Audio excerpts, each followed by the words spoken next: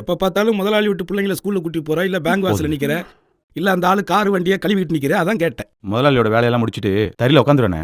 எவ்வளவு கூலி வாங்குற? 1500 1800 வாங்குறேண்ணே. ஏன் முதலாளி தனியா அந்த வண்டியை கழுவுறதுக்கு, பிள்ளைங்களை ஸ்கூலுக்கு கூட்டி போறதுக்கு, பேங்க் போறதுக்கு தனியா ஏதாவது சம்பளம் கொடுக்குறாரா? அதெல்லாம் ஒண்ணும் இல்லைண்ணே. பின்ன உன் முதலாளிகிட்ட கேட்க வேண்டியதானே? கல்யாணம் ஆயிடுச்சு, பொண்டாட்டி புள்ள தச்சியா இருக்குது, ஆஸ்பத்திரிக்கு செலவெல்லாம் இருக்குது, உங்க வேலையை முடிச்சிட்டு தறிக்கு போனா டைம் பத்த மாட்டேங்குது, சம்பளத்தை கூட்டி கொடுங்கன்னு கேட்க வேண்டியதானே? இதெல்லாம் திருந்தாதுங்கண்ணே. அடிமையா வாழறதுக்குன்னே பிறந்திருக்கு. ஆமாண்டி, நான் அடிமையா இருக்கனால தான் 3 வேளை சோறாது நிம்மதியா திங்குறோம். நீ சொல்ற மாதிரி எல்லாரையும் எழுத்து கேள்வி கேட்டு வரப்பா நின்னா சோத்துக்கு சிங்கிதான் அடிக்கணும். ஏன் வீட்டுல நீ ஒரு புரட்சிக்காரி இருக்கியே, அது போதாதா? அண்ணே, கண்ட புஸ்தகத்தை படிச்சுட்டு வீரவசனம் பேசிக்கிட்டு ஆம்பளை புள்ள பிறந்தா மார்பியஸ்ன்னு பேர் கூட சொல்ல தெரியலங்கண்ணே, அது மார்க்ஸ். ஏதோ பொம்பளை புள்ள பிறந்தா ஜெனின் பேர் வைப்பேன்னு சொல்றேன். எனக்கும் அந்த ஆசை இருக்குண்ணே. என்ன பண்றது, வறுமை. நானும் உங்களோட வந்து போராடணும்னு தானே நினைக்கிறேன். அப்படி வந்துட்டா என் குடும்பத்தை யாருன்னா பாத்துப்பா?